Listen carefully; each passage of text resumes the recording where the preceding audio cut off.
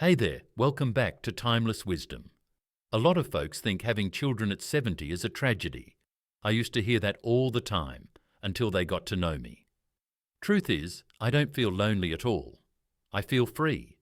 Free to wake up each day on my own terms. Free to explore, connect, and become the best version of myself, even without a husband or kids to call my own.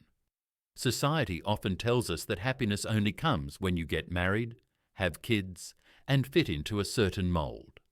But I'm here to share a different truth.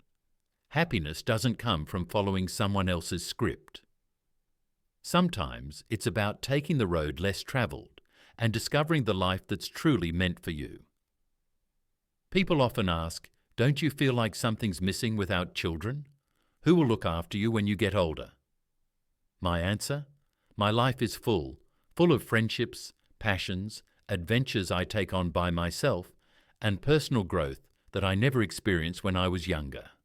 In this video, I'm opening up about my journey, from moments of uncertainty to a life-changing realization I had while traveling Europe, that you don't need a traditional family to live an extraordinary, fulfilling life. If you've ever felt like you don't fit in or have walked your own path alone, stick around. What I'm about to share might just change how you see your own journey. Being authentic and true to yourself is the kind of happiness that goes deeper than anything else. There's a quiet shift happening around the world, and most people don't even notice it. It's not flashy or newsworthy, but it's real. Millions of people in their 70s and beyond are waking up to something incredible. They're not waking up to a partner beside them. They're not caught up in caring for grandchildren or rushing to meet others' expectations. Instead, they're embracing something far more personal: peace, space, and the joy of true freedom. And here's the best part: they're not lonely or lost. They're thriving. For years, we've been told that fulfillment only comes through marriage and children, that a complete life means building a family and growing old with someone by your side. Sure, that's one path, and it brings happiness for some, but it's not the only way. But what about the rest of us? What about those of us who walked a different road, who never married or did, but it didn't work out, who don't have children or who do but are now living independently? What if the traditional story isn't the only one worth telling? What if choosing yourself is the boldest, richest story of all? When people find out I'm 70 and living alone, the reactions vary. Some look at me with pity, others offer awkward silence. And more often than not, someone leans in and whispers, "Don't you get lonely?" It's a fair question, but here's the truth I've come to embrace. There is a huge difference between being alone and being lonely. Being alone means I get to choose how I spend my time. It means I can prioritize my own joy, my health, my passions, without compromise. It means peace. It means clarity. And it means I finally learned to be my own home. I didn't always feel this way. In my 40s and 50s, there were moments when I questioned it all, when friends talked about their grandkids, family vacations, or celebrating wedding anniversaries. I sometimes wondered, did I miss something? Did I make the wrong choice? But the older I got, the clearer things became. Freedom is not a lack of love, it's a different expression of it. And life does not have to follow a single script to be meaningful. In fact, the most meaningful life may be the one you write entirely on your own. Nowadays, my days are filled with things I truly love. I paint, I hike, I take long walks at sunrise without needing to report to anyone. I cook elaborate meals just for myself. I read until midnight. I meet friends when I want to and stay in when I don't. I've learned to meditate, to rest deeply, and to care for my body without rushing. And the connections I've built, they're deep, real friendships nurtured by shared stories, laughter, and mutual respect. Relationships based not on duty, but on choice. I have nieces and nephews who call me often, neighbours who knock on my door with fresh fruit or a warm, "How are you?" I've even found new friends online, in travel groups, book clubs, and wellness communities for people over 60. These relationships are just as rich, sometimes richer, than anything bound by blood or marriage. One of the most transformative experiences of my life came a few years ago when I decided to travel solo to Europe. It was scary. I hadn't done something like that before, and I almost talked myself out of it. But I went. I wandered through cobbled streets in Portugal. I sipped wine on rooftops in Florence. I danced with strangers at a folk festival in Prague. I stood alone in a cathedral in Barcelona and felt something I hadn't felt in years: complete awe. And somewhere between the plane rides and the quiet hotel mornings, I realized I didn't need a spouse or children to feel alive. I just needed to listen to myself. Here's what no one tells you. A bold life doesn't have to be loud. It doesn't require applause. Sometimes it's as simple as drinking coffee in silence, staring out the window, and knowing you've made peace with your past and excitement for your future. It's understanding that your value doesn't depend on being needed by someone else. It's embracing the idea that you're enough right now, just as you are.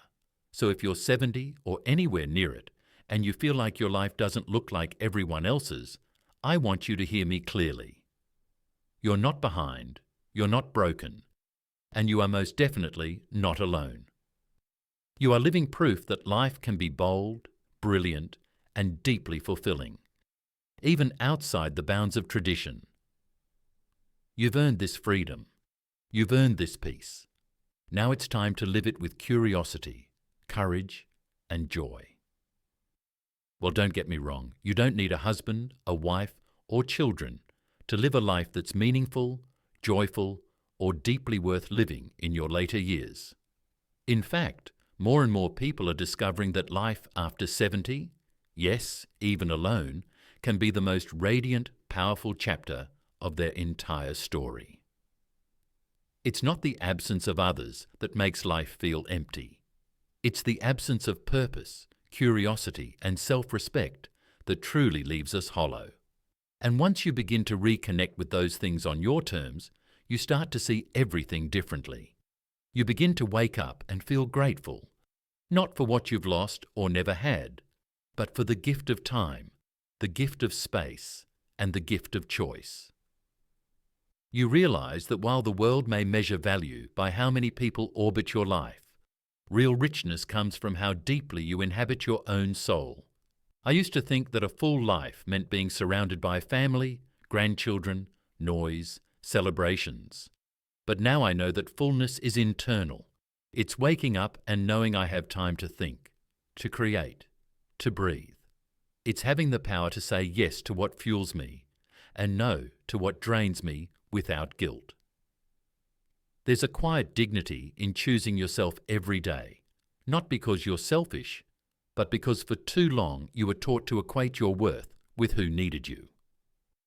But what if your worth has nothing to do with being needed and everything to do with simply being kind, being curious, being present, being alive? I know women and men in their 70s, 80s, even 90s who are living boldly without a spouse, without children, and without apology. They write poetry. They take pottery classes. They learn new languages. They fall in love with places, with ideas, with the smell of jasmine in the morning. They are not lonely. They are luminous. And here's the part no one talks about enough. There's extraordinary strength in living life on your own terms, especially when you've been told all your life that you need someone else to complete you. You don't. You are not a half waiting to be made whole. You are not a placeholder in someone else's story. You are not left behind just because you walked a different path. You are a universe of experiences, memories, and wisdom. You are an example of how to age with grace, with courage, and with truth. And let's be honest, there's something incredibly liberating about not being responsible for someone else's happiness. Every day, you can finally make decisions without compromise. Eat when you want, travel when you want, change your plans, take up new passions, rest, grow, reclaim your rhythm. This chapter isn't about regret, It's about reclamation, reclaiming your time, reclaiming your voice, reclaiming your dreams. Because it's never too late to become more of who you were always meant to be, not who society told you to be, not who your family expected you to be, but who your soul quietly whispered you could be all along. So if you're walking into this stage of life without a spouse, without children, or simply without the traditional roles that used to define you, let that be your power, not your shame. You don't need to fit anyone else's mold. You don't need permission to bloom. And you certainly don't need anyone's validation to live a life that is sacred and wild and wonderfully yours. This is your time. Own it. And if you ever forget that, just step outside in the early morning light, take a deep breath, and remind yourself, I am still here. I am still becoming. And I am not missing anything. I am finding everything. Freedom, real freedom, is something we rarely talk about, especially as we age. We're taught how to build careers, how to raise families, how to be responsible for everyone else, but no one really teaches us how to live when those roles fall away. No one prepares us for the quiet space that opens up when the children are grown, the partners are gone, or maybe they were never there to begin with. And yet that space, that silence, is not a void. It's a canvas. When you're no longer tethered to the needs of others or the weight of outside expectations, something incredible happens. You finally have the time, the clarity, and the courage to ask one of life's most powerful questions. What do I truly want from the rest of my life? It's a question many never get to ask, let alone answer. So many people stay stuck, trapped in habits, titles, and identities that serve them once, but now only confine them. They cling to what's familiar, afraid that letting go might mean losing everything. But what if letting go is the very thing that sets you free? At 70, if you're living alone, whether by choice or circumstance, you're standing at the edge of something most people only dream of: a blank slate. A life that is no longer dictated by obligation, but shaped by intention. You can sleep in as late as you like without guilt. You can have breakfast at noon or go for a walk at midnight. You can pick up a paintbrush for the first time in decades, join a local theatre group, take salsa dancing classes, or spend an entire week just reading in silence. You can move to a quiet mountain town or a busy coastal city, or stay exactly where you are and simply begin seeing it with new eyes. There's no one to stop you, only the old ideas you might still carry inside your head. Every single day becomes a choice, a statement, a quiet revolution. You get to choose who you want to spend time with, or if you want company at all. You can surround yourself with people who uplift and energize you, or you can spend long, lovely stretches alone, finally getting to know yourself beyond all the roles you've ever played. You get to eat what you want without compromise. You get to decide what matters without explanation. You get to write new rules for how you spend your energy, your hours, your heart. And that right there is a kind of power most people never taste in their lifetime.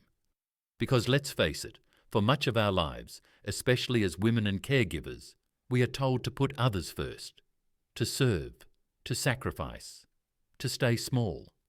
So when we finally step into a stage of life where our time becomes our own, many of us don't know what to do with it.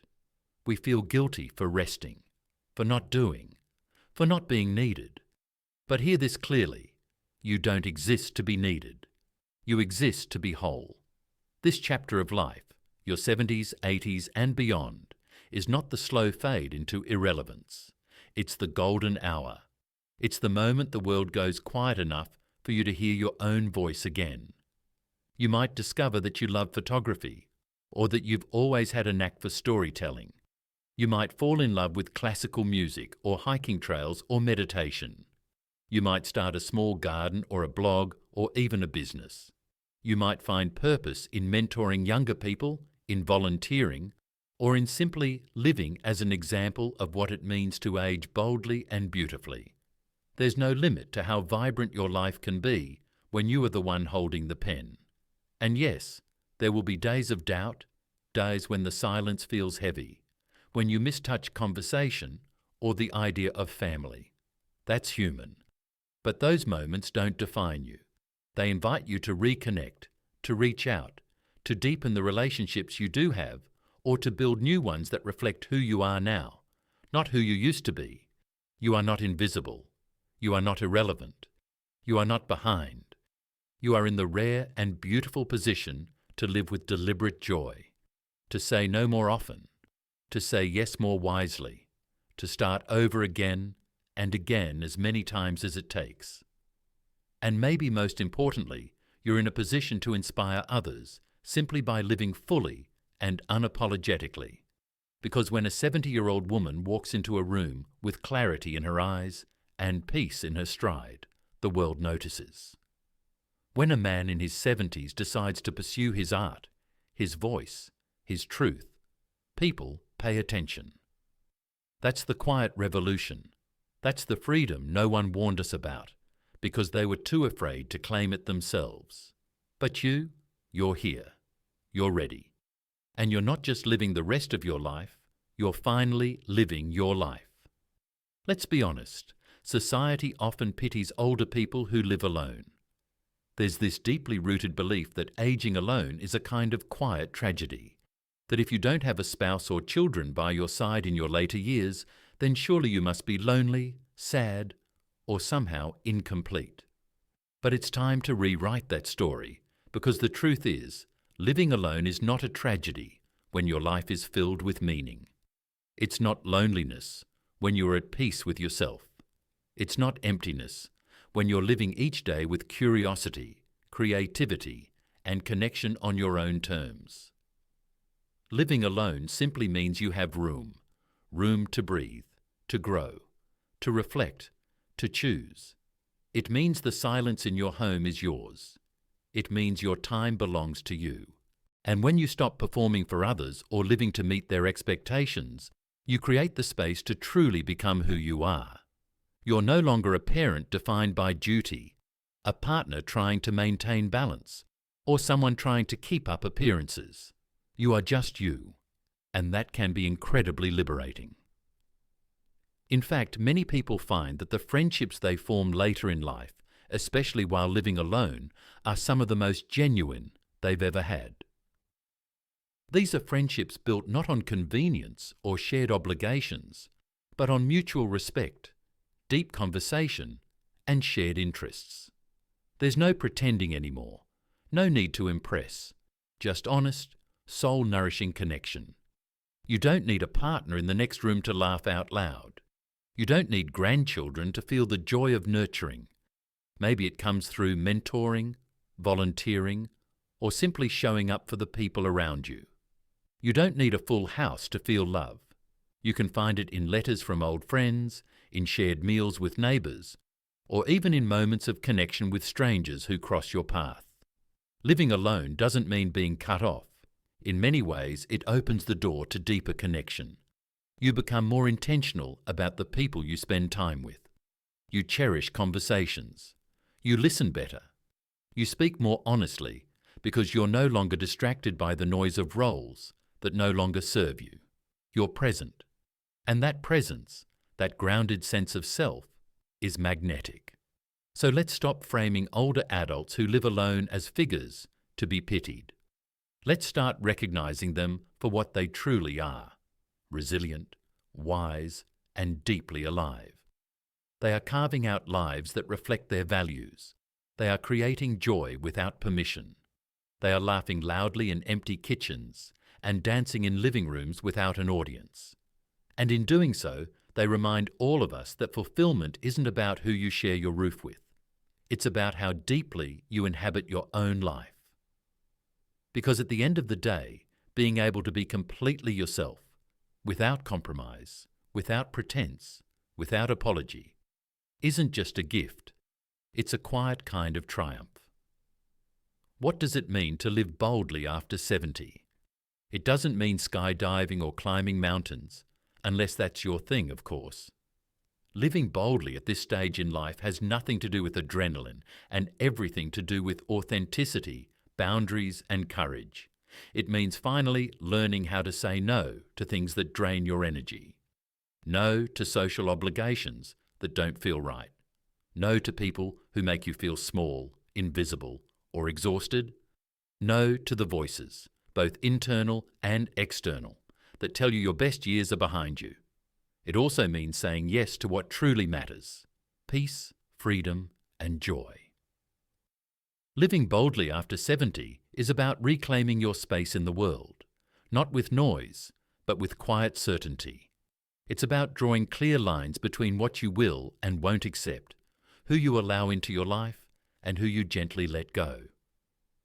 It's about surrounding yourself with those who respect your time, your story, your growth. It's the power of choosing rest without guilt, solitude without shame, and change without fear.